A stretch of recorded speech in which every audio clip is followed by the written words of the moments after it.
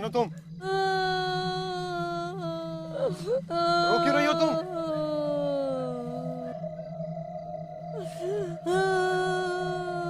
क्या हुआ तुम्हें?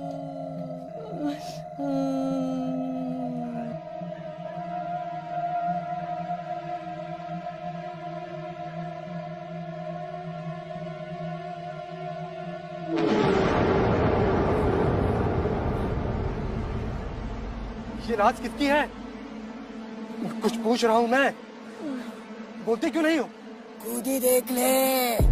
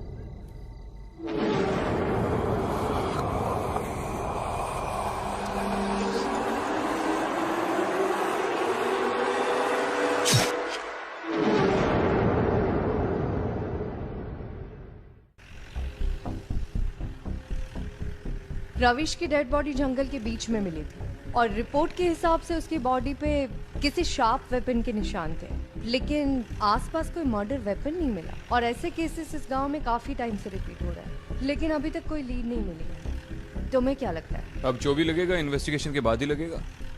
वैसे मैं सोच रहा हूँ शहर वापस जाकर ऐसी एक जीप खरीद लूँ, बड़ा मजा आता है ये चलाने में, सच्ची।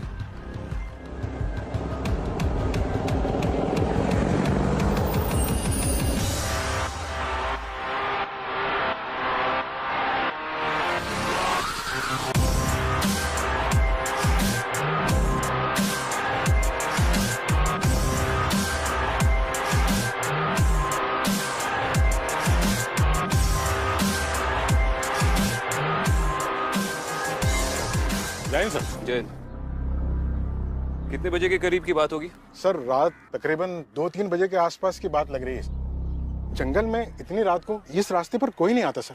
पता नहीं ये यहाँ क्या कर रहा था।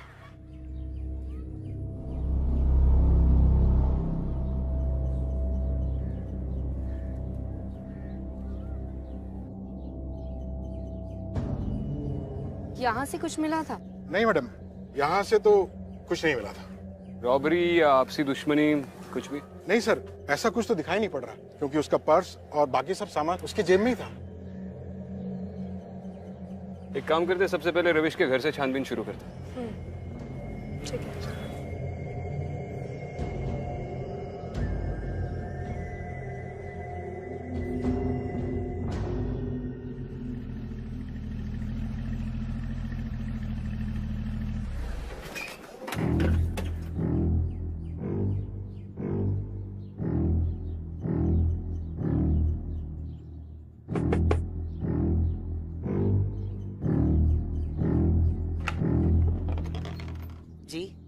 नमस्ते, मैं विक्रांत सिंघल, एसीपी मुंबई पुलिस। आपसे रविश की मौत के बारे में थोड़ी बात करनी है। जी साहब, आइए। आपके लिए मैं पानी? जी नहीं, ठीक है, आप बैठिए ना, बस थोड़ी देर बात करनी है। जी।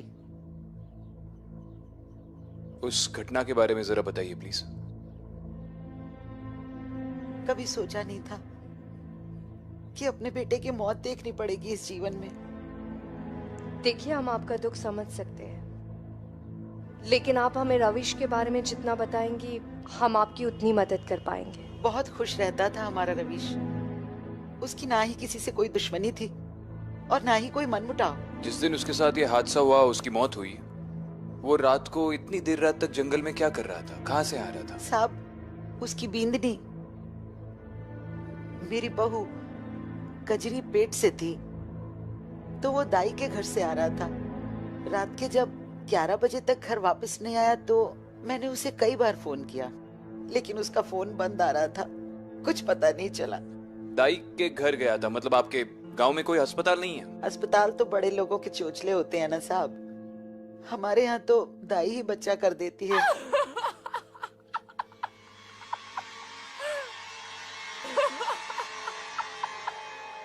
घर में और भी कोई है? वही है साहब, कजरी।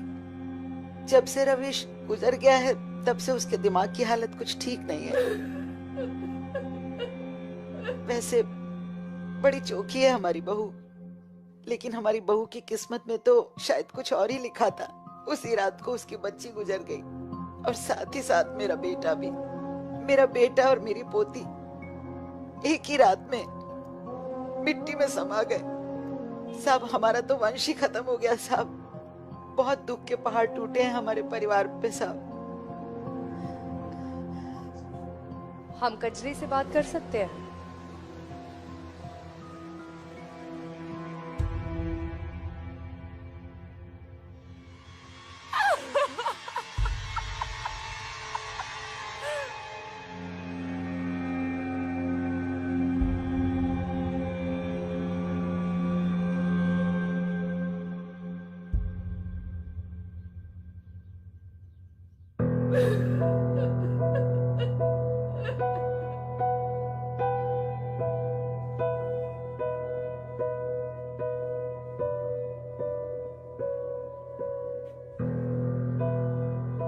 कजरी, हम लोग पुलिस है। मुझे दुख है कि तुमने एक ही रात में अपने पति और बच्चे दोनों को खो दिया। अगर तुम चाहती हो कि जो तुम्हारे साथ हुआ वो किसी और के साथ ना हो, तो प्लीज हमारी मदद करो। तुम पूरी बात बताओ, उस दिन क्या हुआ था?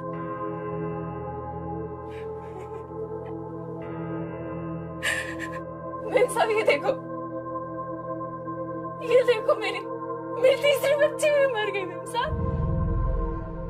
तीसरी? मेरी फूल सी बच्ची है मेरे साथ। देखो ये पैदा होते ही इस दुनिया से चली गई मेरे साथ।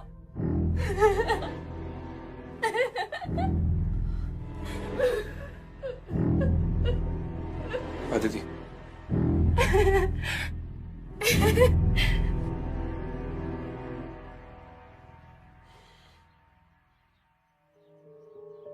आपने हमें पहले क्यों नहीं बताया कि कजरी के इससे पहले भी 2 बच्चे मर चुके हैं? जी वो 2 कमजोरी से मर गई थी और ये तो मरी हुई पैदा हुई। कमजोरी से? जी ठीक है, आप हमें उस दाई का एड्रेस दे दीजिए, हम उन्हीं से पता कर लेंगे। रविश रात 12 बजे यहाँ से निकला। उस वक्त मैं यहीं पे थी। हमने सुना कि उसकी बच्ची मरी हुई पैदा हुई थी। हाँ, कजरी की बच्ची बहुत ही कमजोर थी। मैंने बहुत कोशिश की लेकिन कोई फायदा नहीं हुआ। इस बात से रविश को काफी सदमा पहुंचा होगा। उसका रवैया कैसा था? बहुत ही सीधा साधा आदमी था। 9 महीने अपनी बीवी की बहुत सेवा की, खाना पीना घर का काम सब में मदद करता था। लेकिन जब उसे पता चला तो बहुत दुखी हो गया। मैंने उसे घर भेज दिया। बच्ची की मौत का कारण क्या था? बहुत कमजोर थी बच्ची। मैंने उसमें जान डालने की बहुत कोशिश की, लेकिन ऊपर वाले की इच्छा के आगे किसका क्या चलता है। एक और बात, इस गांव के ज्यादातर बच्चे आप ही करती है। इतने सारे बच्चों के मरने से अच्छा है कि आप लोग उन्हें हॉस्पिटल ले जाएं। अरे कैसी बात करते हैं आप? अरे 50 साल से ये काम कर रही हूँ मैं। लोग कहते हैं मुझ पर भगवान का आशीर्वाद है, भगवान का हाथ है। और ये बड़े बड़े अस्पताल बस लोगों से पैसा छीनने का काम करते हैं। किसी से भी पूछ लो, मैं कभी भी अपने काम में लापरवाही नहीं करती। अब ऊपर वाले की ही मर्जी नहीं है तो मैं क्या करती। ठीक है, दोबारा जरूरत पड़ी तो आएंगे। जयराम जी की।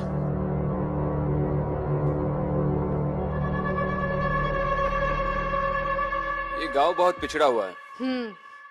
आज भी गांव में लोग हॉस्पिटल की जगह दाई के पास जाते हैं। वहां जंगल में रविश मर गया और यहाँ पर उसकी बच्ची मर गई उसी रात। तुम्हें इन दोनों डेथ्स में कोई ताल्लुक लग रहा है? ताल्लुक हो सकता है, लेकिन जंगल में बाकी डेड बॉडीज भी तो इसी तरह से मिली है। उन सारी डेथ्स में और रविश के डेथ में तो ताल्लुक है ही, लेकिन एक बात तो तय है, इस बच्ची की मौत कमजोरी की वजह से नहीं हुई। हमें सारे केसेस में कॉमन लिंक ढूंढनी चाहिए।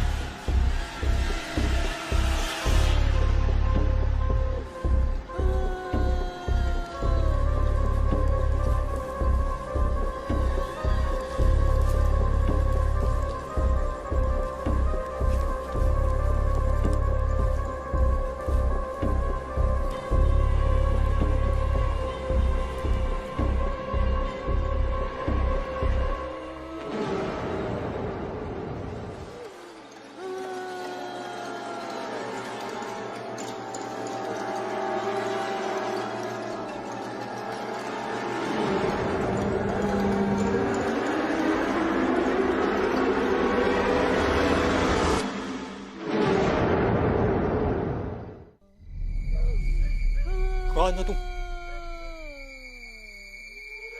यहाँ क्या कर रही हो इस वक्त?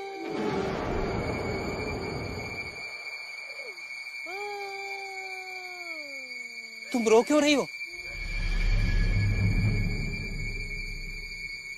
किसकी लाश है ये?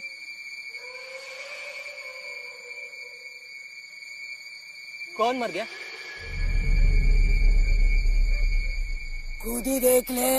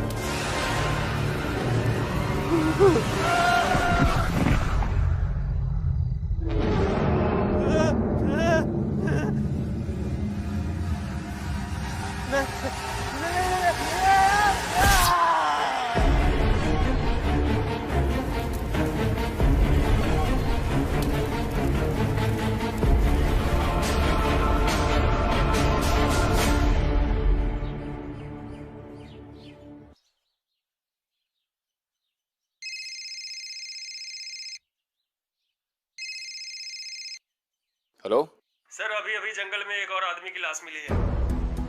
क्या? ठीक है, वहीं पर रुको, हम आ रहे हैं। क्या हुआ? जंगल में अभी भी किसी आदमी की लाश मिली है, चलो।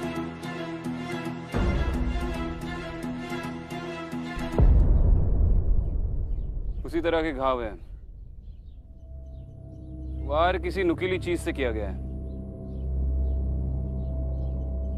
इसकी बॉडी को जल्द से जल्द पोस्टमार्टम के लिए ले जाइए, और रिपोर्ट बहुत अर्जेंट है। विक्रांत, यहाँ कुछ था,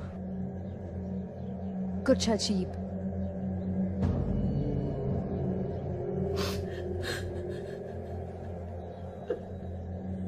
ये कौन है? सर, इन्होंने बॉडी को आइडेंटिफाई किया है। इनका कहना है कि मरने वाला इनका भाई सुनीत है। नाम क्या है आपका? बरखा। भाई था ये आपका? हाँ सर। आपके साथ ही रहता था? नहीं सर, ये पास ही के गांव में रहता था। ये मुझसे ही मिलने आ रहा था। कल शाम को बात भी हुई थी मेरी, तो सारी रात नहीं आया सर। सुबह यहाँ जंगल में और कौन कौन रहता था इसके घर में? इसकी पत्नी कोमल। तो वो इसकी बॉडी क्लेम करने के लिए नहीं आई? सर हमने इन्फॉर्म कर दिया लेकिन अभी तक कोई नहीं आया।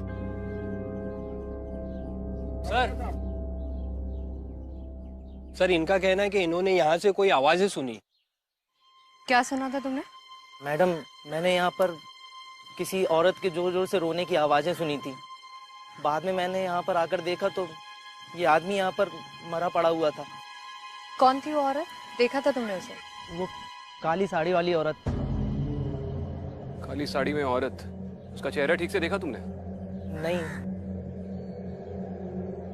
एक बात अलग थी कि उसके पैरों में बहुत बड़े बड़े कड़े थे। ठीक है, इसका स्टेटमेंट रिकॉर्ड कर लो।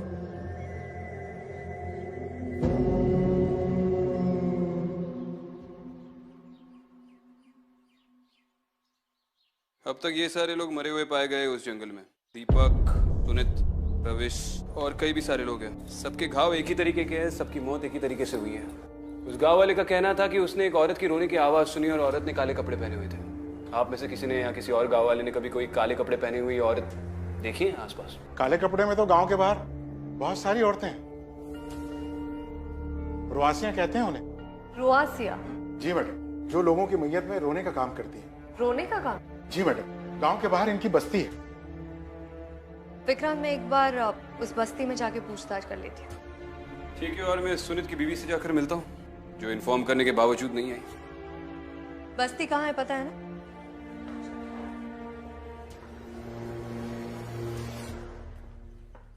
ये सुनित के घर का एड्रेस है तुम्हारे पास? यस। गाड़ी निकलवा।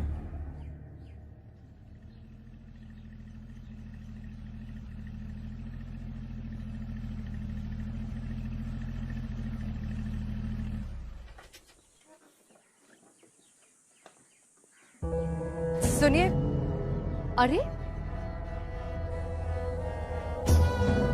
अब सुनिए, आप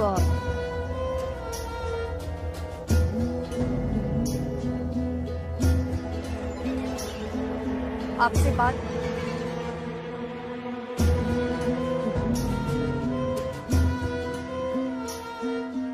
सोनी, एक काम करो, तुम इस तरफ पूछताछ करो, मैं उस तरफ देखूं।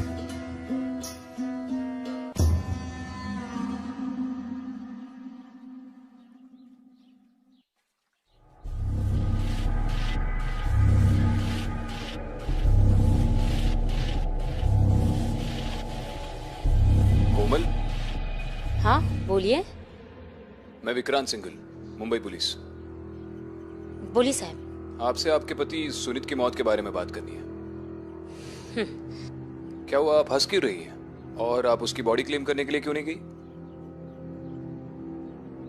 हैवान की मौत का खुशी किसी नहीं होती साहब, और जब वो मरा था ना तो मेरे दिल को बहुत खुशी हुई थी। कोई गम नहीं है मुझे। आपके पति के मौत से आपको खुशी हुई है? हाँ, उसने उसने उसने मेरी बच्ची के साथ। आपकी बच्ची के साथ क्या? उसने मेरी बच्ची को मार दिया साहब। उसने मेरी सुधा को मार दिया। वो कहते हैं ना साहब, वंश चलाने के लिए बेटी नहीं बेटे की जरूरत होती है। वही किया उसने। बहुत गिड़गिड़ाई मैं उसके सामने, बहुत हाथ जोड़ी, मत कर ऐसा, पर नहीं माना। एक दिन मैं किसी काम से बाहर गई थी, घर आई तो देखा कि सुधा उठ नहीं रही है। बोलता है मर गई सुधा। मार दिया मेरी सुधा को। लेकिन ये बात आपने जाकर पुलिस में नहीं बताई? क्या बताऊं सर साहब, पुलिस में कौन सुनता है? पुलिस वाले तो यही बोलते हैं कि तुम्हारा घर का मामला है, तुम सुलझाओ। किससे बताऊं, कौन सुनता है हमारी? इसलिए उसके मरने का कोई अफसोस नहीं है। हम उसे खंदा मिला, वही बहुत बड़ी बात है उसके लिए। और कुछ पूछना है आपको?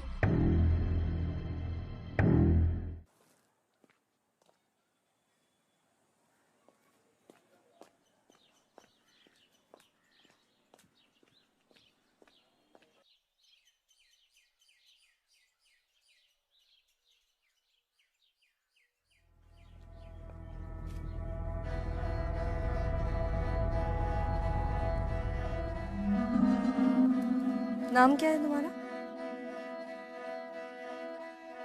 पारो। पारो, तुमने इस बस्ती से काले कपड़े वाली औरत को जंगल की तरफ जाते हुए देखा है? कुछ पूछ रही हूँ मैं तुमसे। ये कुछ नहीं बोलेगी। जो पूछना है हमसे पूछिए। आप कौन? रोआसी। नाम क्या है आपका? लता। लता जी, आपने इस बस्ती से किसी काले कपड़े वाली औरत को जंगल की तरफ जाते हुए देखा है रात को? यहाँ से रात को मेरी इजाजत के बगैर कोई कहीं नहीं जाता। देखिए, इस गांव में काफी टाइम से कत्ल हो रहा है और गवाह के मुताबिक एक काले कपड़े वाली औरत रात को जंगल में जाती है और वही सारे कत्ल करती है। उसने अपनी आंखों से देखा। काले कपड़े तो बाजार में बहुत मिलते हैं। हम रुआसियों को मैयत में आंसू बहाने के लिए बुलाया जाता है, आंसू बहाने का कारण बनने के लिए नहीं। कब से कर रही है आप ये काम? क्या करोगे जानकर? देखिए, गांव में जो हो रहा है उसे रोकने के लिए मेरा जानना बहुत जरूरी है और आपका जवाब देना। कितने लोग हैं इस बस्ती में? गिन लीजिए।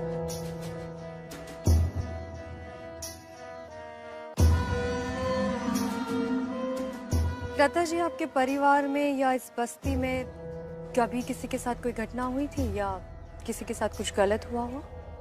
होता भी तो हम बाहर वालों को नहीं बताते, पर हैरानी हुई कि हम जैसों को कोई तो पूछने आया। वैसे भी मैयत के सिवा हम जैसों को कौन याद करता है। ठीक है, मैं चलती हूँ। अगर आपको कोई मदद चाहिए तो आप मुझे बता सकती हैं। मदद की जरूरत गांव वालों को है, हमें नहीं।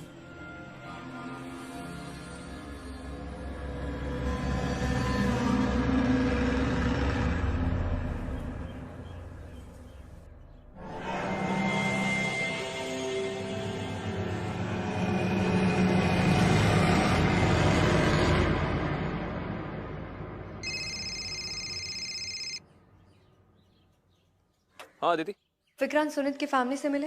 हाँ, इसके इसकी कॉमन लिंक मिल गई है। सुनीत ने अपने हाथों से अपनी बेटी को मार डाला था। अच्छा। और तुम्हें कुछ पता चला? हाँ, उस बस्ती में मैं एक औरत से मिली, लता नाम था। जब मैंने उससे सवाल पूछे तो बहुत ही उल्टे सीधे जवाब देने लगी। विक्रांत, मुझे लगा कि जैसे वो मुझसे बहुत कुछ छुपा रही थी। मैं एक काम करती हूँ, उस बस्ती के जितने भी पुराने केसेस है उनकी फाइल्स निकलवाती हूँ। शायद कुछ ना कुछ पता चल जाए। ठीक है, तो मैं चौकी पे पहुंचता हूँ, मिलकर चेक करते हैं। ठीक है। Okay, C you.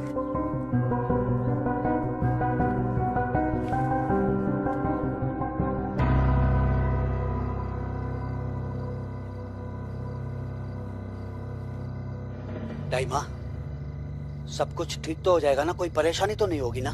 अरे निश्चिंत रहो, जितनी तेरी उम्र नहीं है ना उतने बच्चे पैदा करवाए हैं मैंने लोगों के, समझा? कुछ नहीं होगा। अरे गलती हो गई, माफ भी कर दीजिए।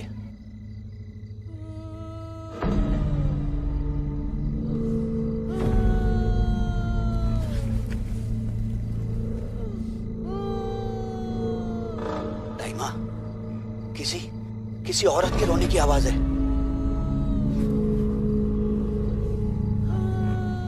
चल जल्दी जल्दी निकल, जल्दी निकल। संभल के। दाइमा, ये तो मेरी मोटरसाइकिल है। ये देखिए, चाबी भी मेरे पास है। लाइट कैसे चल रही है? मुझे भी समझ में नहीं आता। चल कर देखते हैं।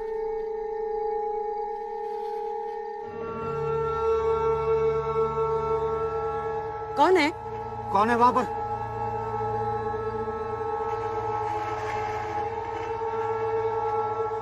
कौन है?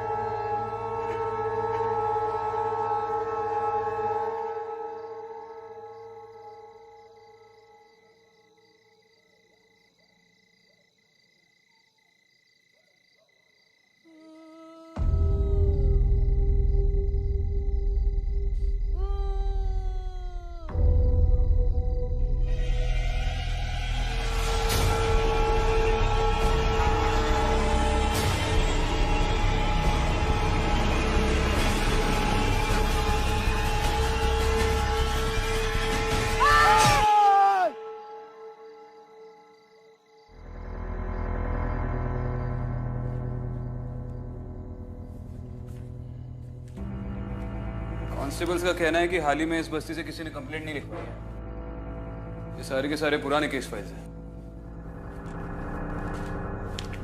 सबसे लेटेस्ट केस जो अब तक मैंने देखा है उससे भी 5 साल से ऊपर हो गया।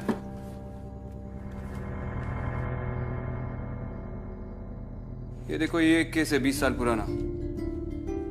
रूपा नाम की कोई रुआसी थी जिसने यहाँ के लोकल जमींदार नरेंद्र सिंह की हत्या कर दी। और जब पुलिस उसे गाड़ी से बस्ती के बाहर जेल ले जा रही थी तभी गांव वालों ने गाड़ी को रोककर रूपा की हत्या कर दी है। उसका शरीर पूरी तरह से काट दिया गया था। और बॉडी को आइडेंटिफाई किसने किया था?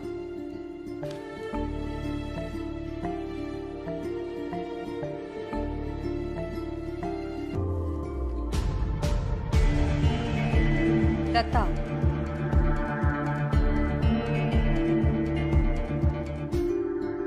नहीं, मत मारो मुझे। बाबा, नहीं। बाबा क्या हुआ बाबा? नहीं, मत मारो मुझे। बाबा नहीं, नहीं, नहीं, नहीं। सर अभी अभी फोन आया है, जंगल में फिर से एक आदमी पर हमला हुआ है। एक और मर्डर? नहीं सर, वो जिंदा है, अपने घर पे है। चलो ठीक है, फटाफट गाड़ी निकालो। Okay sir.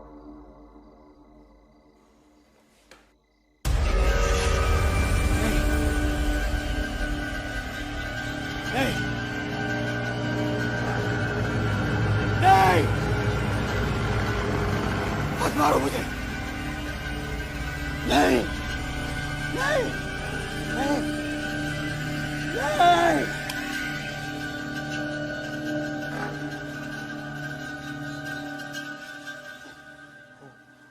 वो मुझे मार डालेगी। बाबा क्या हुआ? क्या हुआ बाबा? वो औरत मुझे मार डालेगी। कौन सी औरत? वो काले कपड़े वाली औरत। कब से चल रहा है ये सब? अभी थोड़ी देर पहले से। मेरी बीवी को ना बेटी पैदा हुई थी, लेकिन वो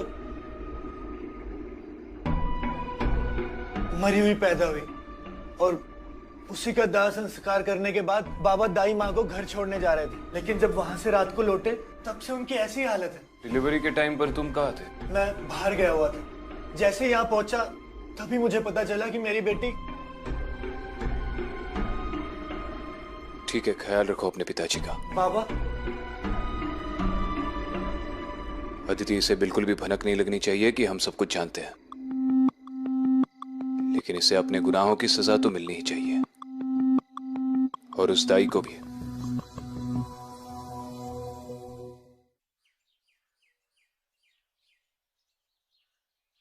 कब हुआ ये सब? कल रात की बात है। बच्चा करवा के हम वापस आ रहे थे, अचानक हम पर हमला हुआ। किसने किया हमला? एक काली साड़ी वाली औरत थी, उसने किया। और उस बच्चे का क्या हुआ जहाँ आप गई थी? वो मरी हुई पैदा हुई। मरी हुई पैदा हुई? दाई माँ, आपके हाथों लड़कियां हमेशा मरी हुई क्यों पैदा होती हैं? क्या मतलब? मतलब रवीश की तीनों लड़कियां थी, तीनों मरी हुई, और कल रात को ये भी। अब तक कितनी लड़कियों की हत्या की है आपने? अबे कैसी बात कर रहे हो? बात तो बाप के साथ जेल में जाके होगी। देखिए दाई माँ, ये तो आप भी अच्छी तरह से जानती है कि झूठ बोलने से कोई फायदा नहीं होगा। सब मुझे माफ कर दीजिए, मुझे माफ कर दीजिए, मुझसे गलती हो गई। मैंने किसी को नहीं मारा, मारते तो बच्चों के घर वाले ही थे। उन्हें मैं सब बोल देती थी कि बच्ची मरी हुई पैदा हुई है। सब रविश ने उसके 3 बच्चों को मार डाला। और संतोष ने उसकी पोती को मार डाला। वो चाहता था उसको पोता हो जाए। सब मुझे बचा लो, सब मैंने कोई गलती नहीं की, मुझे बचा लो सब। जरूर फिक्र चाहिए। सब मैंने कोई गलती नहीं की, मुझे सब मुझे बचा लो, सब मुझे बचा लो। इसका मतलब है वही लोग मरते हैं जो अपनी बच्चियों को मारते हैं। ये सब क्यों मर रहे हैं ये तो समझ में आ गया, बस पता ये लगाना है कि ये सब कर कौन रहा है। ये बात तो उस बस्ती की हिस्ट्री जानने के बाद ही पता चलेगी। पर जो भी है, मुझे लगता है कि पारो का इन सब से कोई ना कोई ताल्लुक जरूर है।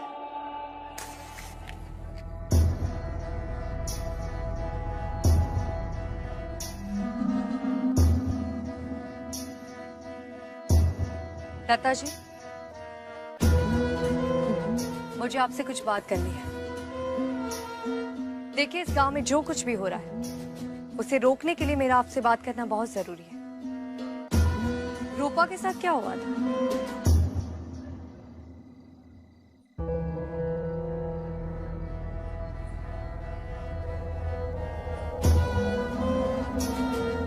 मुझे नहीं मालूम। पिछली बार भी आपने मुझसे जिस तरह से बात की थी उसी से मैं जान गई थी कि आप बहुत कुछ जानती हैं। रूपा की बॉडी आप ही ने आइडेंटिफाई की थी। देखिए, अभी तो मैं आपके साथ बहुत प्यार से बात कर रही हूँ। पुलिस की तरह बर्ताव करने के लिए मुझे मजबूर मत कीजिए। बताइए, क्या जानती है?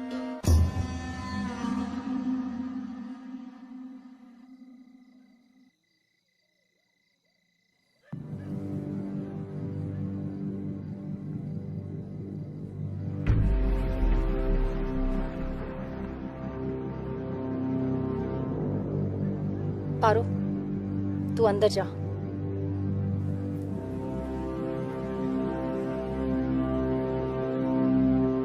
बताइए। रूपा मेरी बहन थी। नरेंद्र सिंह नाम का एक जमींदार था। उसकी कोई औलाद नहीं थी और वो अपने वंश को आगे बढ़ाना चाहता था। नरेंद्र सिंह ने रूपा को देखा और फिर उसने अपने जाल में रूपा को फंसा लिया।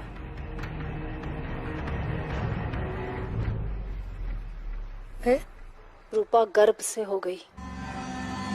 वो कहता था कि उसको बहुत अच्छे से देखभाल करेगा। हमने इस बात को घर से बाहर नहीं जाने दिया और हमें भी लगता था कि शायद रूपा की जिंदगी बदल जाए। फिर रूपा को बेटी हुई।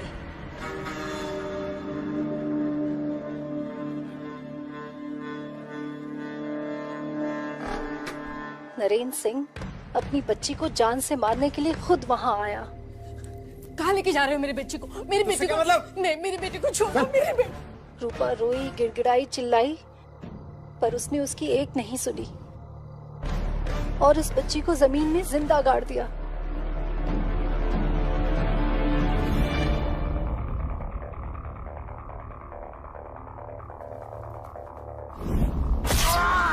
इस बात का बदला लेने के लिए रूपा ने नरेंद्र सिंह को मार डाला। जब रूपा को पुलिस जेल लेकर जा रही थी तो गांव वालों ने रूपा को मार डाला, पर मैंने रूपा की बच्ची को बचा लिया। वो जिंदा है। कौन है वो? पारो।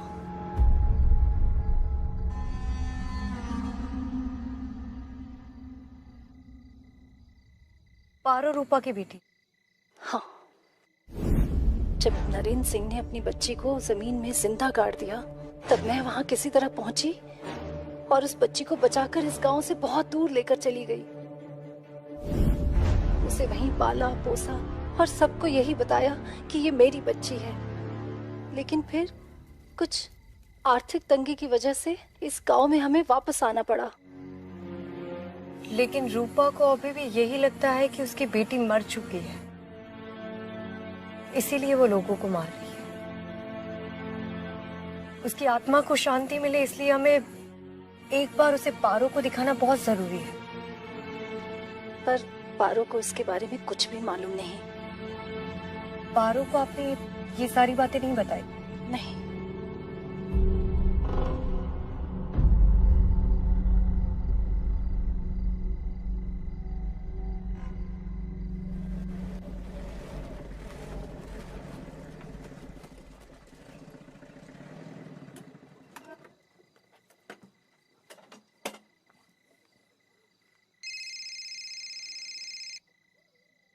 आदिति, कोई लीड मिला? विक्रांत, वो काले कपड़े वाली औरत का पता चल गया। वो रूपा की आत्मा ही है, वही सबको मार रही है। वो नरेंद्र नाम के लड़के से प्यार करती थी। उन दोनों की एक लड़की हुई, लेकिन नरेंद्र को लड़का चाहिए था और उसने उस बच्ची को मार दिया? हाँ भी और ना भी। मतलब? जो गलतफहमी अभी तुम्हें हुई, उसी गलतफहमी में रूपा भी है। लता ने मुझे बताया कि नरेंद्र ने अपनी बेटी को जिंदा गाड़ दिया था, लेकिन उसके जाने के बाद लता वहां पहुंची और उसने उसको बचा लिया। वो अभी जिंदा है और वही पारो है। और जब तक ये पारो रूपा के सामने नहीं आती तब तक ये सिलसिला चलता रहेगा। एग्जैक्टली। इसका मतलब वो संतोष को भी मारने की कोशिश कर सकती है। मैं अभी संतोष के घर पर ही आया हूँ उससे बात करने। तुम एक काम करो कि जल्द से जल्द पारो को लेकर यहाँ पर संतोष के घर पे ही आ जाओ। ओके।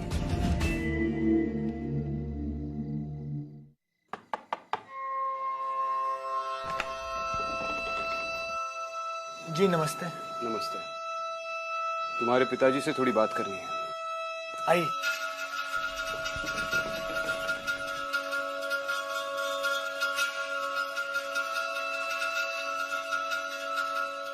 क्या बात है, अभी भी डर लग रहा है कि वो औरत आकर आपको मार देगी? हाँ साहब, वो आएगी, वो जरूर मुझे मार डालेगी, जिंदा नहीं छोड़ेगी साहब। तो फिर संतोष जी बैठे बैठे ये भी क्यों नहीं सोच लेते कि आखिर वो औरत आपको क्यों मारना चाहती है? मतलब ऐसा क्या किया आपने कल रात को जिस वजह से उस औरत ने आप पे हमला किया? साहब हमने कुछ नहीं किया था, हम वो जंगल के रास्ते से आ रहे थे, बस अचानक कहां से वो सामने आ गई और हमारा ये हाल कर दिया। वो तो चाहती थी कि हम जान से मरे। वो सब तो मैं जानता हूँ, लेकिन क्या करके आप जंगल के रास्ते से आ रहे थे? ऐसा क्या किया आपने? नहीं वो हम तो बस पानी। शुक्रिया बाबा।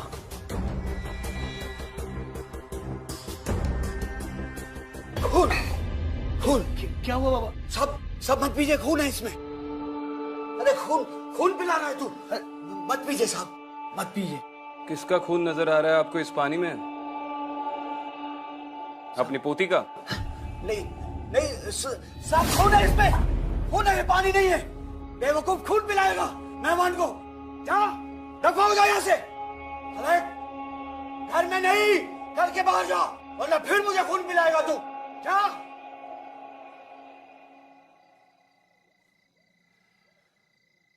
संतोष जी, तुम्हारी दाई माँ तो हवालात में चली गई और तुम भी अच्छी तरह से जानते हो कि मैं किस बारे में बात कर रहा हूं। सर यकीन मानिए, मैंने किसी को नहीं मारा। संतोष देख, तेरी उम्र का लिहाज कर रहा हूं, वरना तुझे इतना मारता कि दुनिया भर बेटी बचाओ का नारा लगाता फिरता तू। अपने पोती को मारा तूने। नहीं।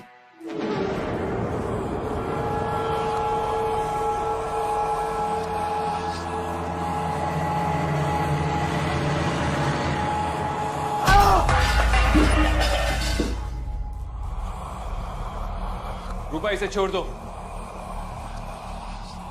उसके किए की सजा इसे कानून देगा।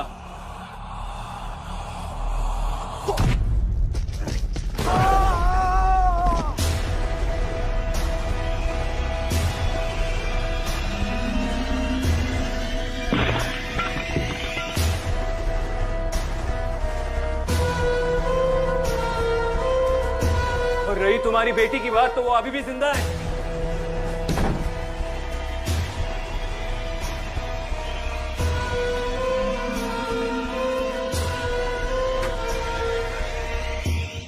रुक जाओ रूपा। रूपा, तुम्हारी बेटी जिंदा है।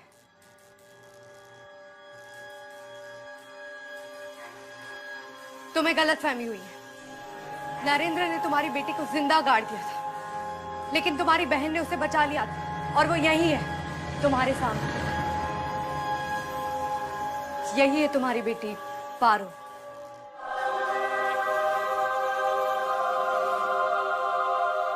पारो,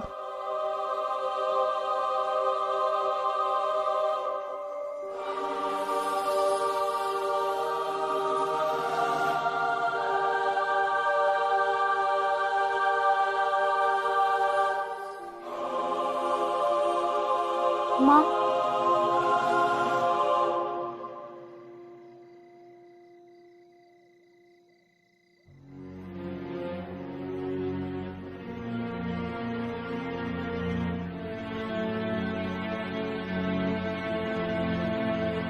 पारो, हो सके तो लता को माफ कर दे। उसने जो कुछ भी किया है तुम्हारी भलाई के लिए किया है। हाँ मुझे पता है, बचपन से माँ ने मेरा ख्याल रखा है, मुझे उनसे कोई गिला नहीं है। अच्छी बात है, चलो।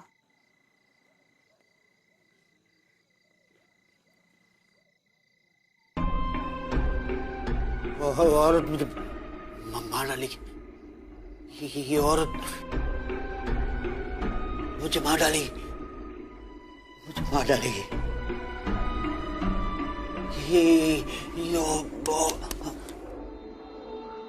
चली गई। तुम भी चलो। रूपा से तो बच गए, लेकिन पुलिस के डंडों से नहीं बच पाओगे। चल।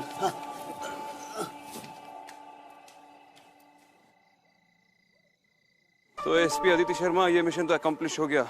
अब अगले मिशन पे जाने के लिए तैयार हो? कौन सा? ऐसी एक जीप खरीदनी है मुझे। ढूंढने में मदद तो करोगी ना? चले।